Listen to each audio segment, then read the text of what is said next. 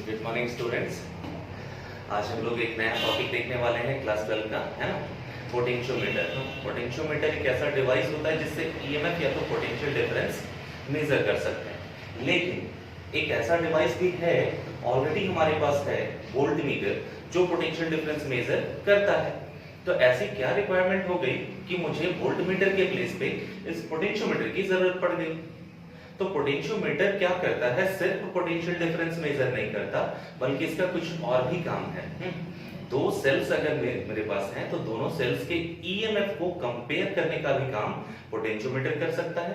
या तो किसी सेल का इंटरनल रेजिस्टेंस फाइंड करना है, तो भी हम इसका यूज कर सकते हैं। ठीक है, so come to the point. Potentiometer what is it, है ना। So it is a device, it is a device which is used to and which is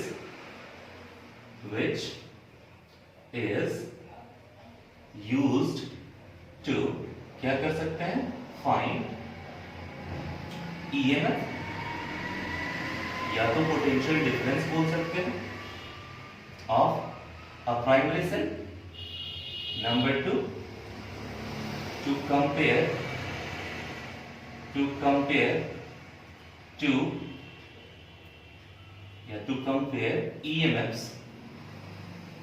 EMFs of two primary cells, है ना, या प्राइमरी सेल यूज करेंगे। Number 3, to find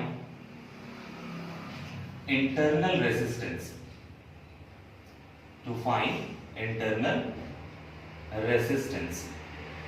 of a primary cell. So ये सारे work है हमारे potentiometer के। दूसरी बात, ये potentiometer actually it gives more accurate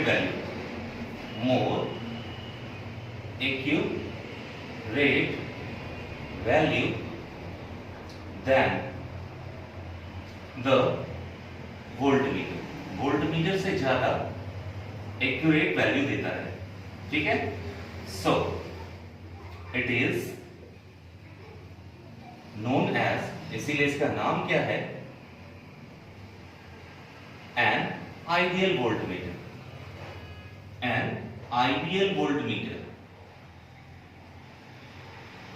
ध्यान दीजिएगा, है ना। इसको आइडियल वोल्टमीटर के भी नाम से हम जानते हैं। ठीक है, नेक्स्ट हम देखते हैं कंस्ट्रक्शन। ठीक है, कंस्ट्रक्शन।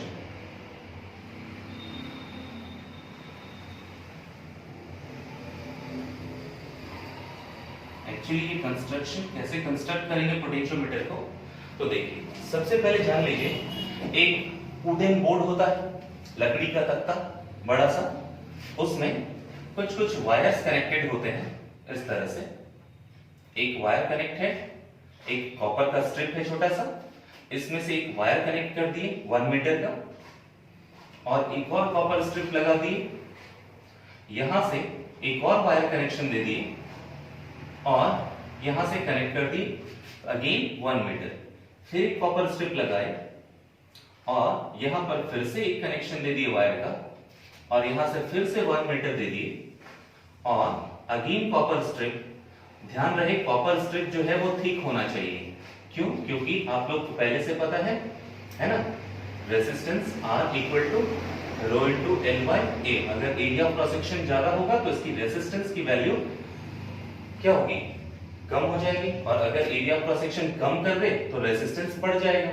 तो मुझे इसका रेजिस्टेंस बढ़ाना नहीं है ना।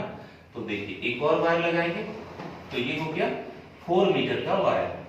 आपके जो एक्सपेरिमेंट करोगे आप लैब में जाके, उसमें हो सकता है ये 4 मीटर का वायर हो सकता है 6 मीटर का वायर हो सकता है 10 मीटर का वायर हो, मतलब उसमें 10 वायर लगे हों। ठीक है, तो ध्यान रहे, इसका लेंथ हम बढ़ाया जा सकता है, लेकिन लिमिटेड, बहुत ज्यादा लेंथ नहीं बढ़ाएंगे, हाँ, नहीं तो उसका रेजिस्टेंस भी बहुत ज्यादा बढ़ जाएगा। ठीक है, तो चलिए इस पे क्या करते हैं, इसके कनेक्शन को यहां से मान लेते हैं एक एंड ए और ये एंड बी मान लेते हैं। यहां से एक बैटरी कनेक्ट करते हैं जिसको हम ड्राइवर सेल के नाम से जानते हैं। ठीक है, एक एमीटर यूज करते हैं, एक एमीटर यूज करेंगे, और यहाँ एक और रियोस्टैट लगाएंगे, ठीक है, और इस रियोस्टैट का कनेक्शन आकर के सेकेंड एंड से कर देंगे, यहाँ एक की लगा देंगे, ठीक है, की के ऑन करती है, ये प्लस ये माइनस, तो एमीटर का नेगेटिव टर्मिनल इधर और पॉजिटिव टर्मिनल इधर, है ना। और क्या करते हैं, यहाँ एक गैल्वेनोमीटर लगाते हैं और यहाँ से एक जॉकी कनेक्ट करते हैं। जॉकी मैंने बताया था होता क्या है, एक मेटल रॉड होता है और उसी के ऊपर एक प्लास्टिक कोट होता है ना, और इस तरह का शार्प एज बनाया जाता है और यहाँ से वायर लगाया जाता है। वही वायर को यहाँ पे कनेक्ट कर दी गैल्वेनोमीटर से और जॉकी जे हम लोग नाम ले लिए, ठीक है, जे से इंडिकेट किए इसको। तो ध्यान रहे इतना सारा डायग्राम हम बार बार नहीं बनाएंगे, तो इतने सारे वायर्स नहीं बना करके पूरे वायर्स को अगर मैं एक वायर में कंसिडर कर लूं तो भी हम बना सकते हैं, ठीक है। तो ये देखो तीनों हमारे सीरीज में है, हाँ। तो यहाँ पर क्या है, इसको और में आप ऐसे बना सकते हो, कैसे कि एक वायर ले ली, है ना, इसको हम कनेक्शन दे दिए ए और बी, नेम कर दी, यहां से आपका बैटरी लगा दी जो ड्राइवर सेल था, यहां से एमीटर लगा दी और यहां से एक रियोस्टैट है और उसका कनेक्शन सेकंड वाले एंड से दे दिए विथ अ की। तो देखिए यही वाला कनेक्शन गैल्वेनोमीटर और यहां से जॉकी। ध्यान रहे इस गैल्वेनोमीटर के प्लेस पे किसी बुक में वोल्टमीटर भी यूज करता है, तो परेशान नहीं होना है आपको, है ना, सेम रीडिंग आएगा, ठीक है। चलिए ये हमारा कनेक्शन हो गया। तो इतना सारा चीज को अगर मैं शॉर्ट में इतना बना लूं तो काम चल जाएगा। तो इतने सारे मटेरियल्स बनाने की जरूरत मुझे नहीं है। एक्चुअली शुरुआत में ये 0 सेंटीमीटर होता है, ये देखो यहां से 100 सेंटीमीटर क्योंकि 1 मीटर है, फिर यहां से 100 से यहां आया तो ये 200 सेंटीमीटर हो गया और ये 200 से यहां देखो यहां 200 हो गया, तो यहां से फिर से ये 300 सेंटीमीटर हो गया और यहां से 300 सेंटीमीटर से ये टोटली 400 सेंटीमीटर हो गया, ठीक। ध्यान रहे कि यहां से एक और चीज लगा होता है जिसको हम कहते हैं मीटर स्केल, ठीक है। ये एक मीटर स्केल है और ये मीटर स्केल क्या है, तो फाइनली यहां से कनेक्शन होगा 1 मीटर का, एक स्केल इस वुडन बोर्ड पे लगा होता है, ठीक है।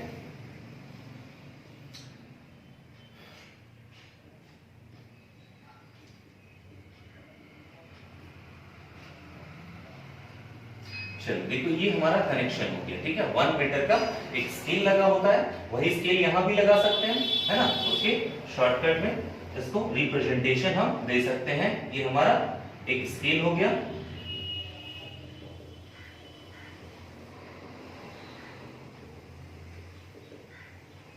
चलिए एक स्केल है हमारा 1 मीटर का। अब ध्यान देंगे कंस्ट्रक्शन में हम लोग क्या लिख रहे हैं, है ना। इट कंसिस्ट ऑफ ध्यान देंगे ये जो वायर लगा हुआ है वो कॉन्स्टेंटाइन और मैंगनीज का होगा। उसका रीजन क्या है, 2-3 रीजन है। एक रीजन है कि ये कॉन्स्टेंटाइन का होने की वजह से जब टेम्परेचर इसका बढ़ता है वायर में तो करंट जाएगा, तो जब टेम्परेचर बढ़ता है तो उसका रेजिस्टेंस वैरी कर जाता है किसी कंडक्टर का, लेकिन यहाँ पर टेम्परेचर वैरी नहीं करेगा, इसलिए इसका यूज हम करते हैं। दूसरी बात, इसकी रेसिस्टिविटी बहुत हाई होती है और इसकी अगर टेम्परेचर कंडक्टिविटी की बात करें तो वो लो होता है, ठीक है, जिसके कारण से इसको हम यूज करते हैं। इसकी बहुत सारी खासियत है, ठीक है। It consist of a long Constantine और मैंगनीज वायर, कॉन्स्टेंटाइन और मैंगनीज वायर दोनों में से कुछ भी लगा सकते हैं, ठीक है। Of uniform cross sectional area, uniform cross sectional area, इसका क्रॉस सेक्शन एरिया क्या होता है, यूनिफॉर्म होता है, ठीक है। और क्या क्या लगा हुआ है, एन एमीटर,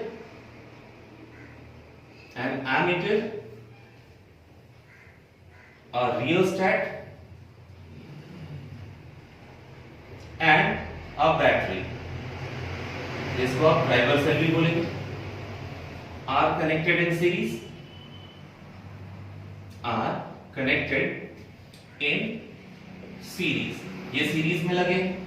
और ध्यान देंगे सबसे इंपॉर्टेंट बात ये है कि यहां जो करंट जाएगा वो स्टीडी करंट जाएगा, ठीक है, स्टीडी करंट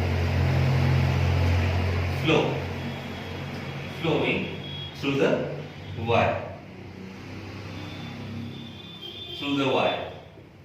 क्यों? क्योंकि अगर स्टीडी करंट नहीं दे, स्टीडी करंट का मतलब जो करंट जिसका मैग्नीट्यूड वेरी नहीं करता हो टाइम के साथ, अगर इसका मैग्नीट्यूड टाइम के साथ वेरी कर जाए मतलब रेजिस्टेंस भी बार बार वेरी कर जाएगा, हाँ, जिसके कारण मुझे स्टीडी करंट यूज करना है, ठीक है।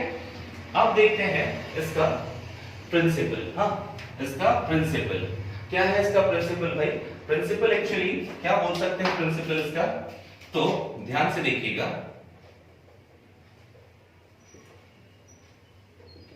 प्रिंसिपल क्या हो सकता है? प्रिंसिपल बोलता है कि मान लेते हैं किसी भी दो एंड के बीच में जो पोटेंशियल डिफरेंस है, मान लेते हैं पोटेंशियल डिफरेंस V और इसका लेंथ मान लेते हैं L, ठीक है। तो अगर इस पे करंट I फ्लो हो रहा हो, ठीक है, तो क्या बोलता है कि इसका प्रिंसिपल कहता है कि यहां जो पोटेंशियल डिफरेंस होगा किसी भी दो एंड्स के बीच का, हाँ, वो डायरेक्टली प्रोपोर्शनल होगा उस पॉइंट के लेंथ के, उस वायर के लेंथ के। Means the principle states that the potential difference between the two ends of the wire is directly proportional to its corresponding length. यानी पोटेंशियोमीटर, जो पोटेंशियोमीटर का जो वायर का जो पोटेंशियल डिफरेंस है वो डायरेक्टली प्रोपोर्शनल है उस करस्पॉन्डिंग वायर के लेंथ के। तो यही है इसका प्रिंसिपल, ठीक है। तो प्रिंसिपल को हम लोग प्रूफ करेंगे, क्या है प्रिंसिपल और कैसे प्रूफ होगा, ध्यान रहेगा, हाँ। चलिए हम लोग प्रिंसिपल को प्रूफ कर लेते हैं। तो क्या होगा प्रूफ, देखिए हम लोग पहले से जानते हैं क्या, V is equal to I R from Ohm's law, Ohm's law से जानते हैं। और एक बार resistance R equal to rho into L by A, ये भी जानते हैं, इक्वेशन नंबर 2। अब देखिए R की वैल्यू यहां प्लेस कर देंगे, तो V equal to I into rho into L by A, ये क्या हो गया, V equal to I rho by A और इनटू मैं कर दे रहा हूं L। ध्यान से इस पॉइंट पे देखिएगा, इसमें क्या क्या वेरिएशन, हाँ, ध्यान से इसको देखिएगा।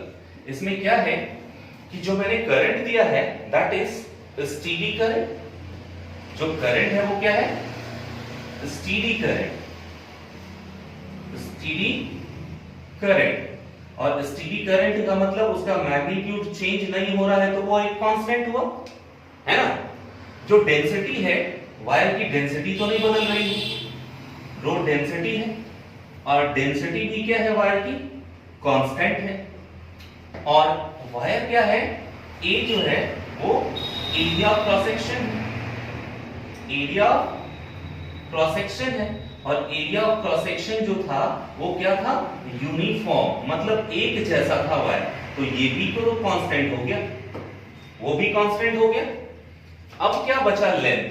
तो लेंथ मैंने बताया कि कभी 4 मीटर भी यूज कर सकते हो, कभी 6 मीटर भी यूज कर सकते हो, कभी 10 मीटर भी यूज कर सकते हो। तो लेंथ वेरिएशन वेरिएबल टर्म हुआ यहां, तो फाइनली ये होल टर्म कांस्टेंट, तो v इज इक्वल टू एक कांस्टेंट मैं यूज कर रहा हूं k into l, हाँ, k into l। अब देख रहे हो कि इस रिलेशन को आप क्या लिख सकते हो, जब ये कांस्टेंट है तो v प्रोपोर्शनल टू l, जब प्रोपोर्शनलिटी हटाएंगे तो एक कांस्टेंट मल्टीप्लाई हो जाएगा, है ना। तो क्या हो जाएगा, v प्रोपोर्शनल टू l, ये हमारा रिलेशन आया। तो यही था हमारा प्रिंसिपल कि द पोटेंशियोमीटर का जो पोटेंशियल डिफरेंस था, the potential difference between the two ends of the wire is directly proportional to its corresponding length. तो ये हमारा हो गया पोटेंशियोमीटर का प्रिंसिपल। और इसी में से एक डेफिनेशन उभर के आ रहा है, क्या है डेफिनेशन, जो k है वो देखिए v by l आ गया, v by l। इसका मीनिंग समझ लेना, v जो है वो पोटेंशियल डिफरेंस है, l जो है वो लेंथ है। तो किसी भी फिजिकल क्वांटिटी को जब उसके लेंथ या तो डिस्टेंस से उसको हम डिवाइड करते हैं तो वो फिजिकल क्वांटिटी उस फिजिकल क्वांटिटी का ग्रेडियंट कहलाता है।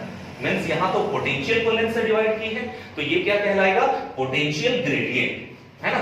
यानी यहां पर जो K है वो V/L है, वो क्या कहलाएगा, पोटेंशियल ग्रेडियंट। पोटेंशियोमीटर का जो सेंसिटिविटी होता है वो इसी पे डिपेंड करता है, जो नेक्स्ट वीडियो में भी हम लोग देखेंगे, है ना। तो यहां पर क्या है, अगर SI यूनिट की बात कर ले, SI यूनिट ऑफ K मतलब पोटेंशियल ग्रेडियंट, तो क्या होगा, वोल्ट और मीटर, तो वोल्ट पर मीटर, है ना। उसी तरह डायमेंशन भी निकाल सकते हैं, ठीक है। तो ये हमारा हो गया पोटेंशियोमीटर और उसका प्रिंसिपल। ओके, नेक्स्ट वीडियो में हम लोग देखेंगे इससे नेक्स्ट उसके एप्लीकेशंस। Okay, thank you.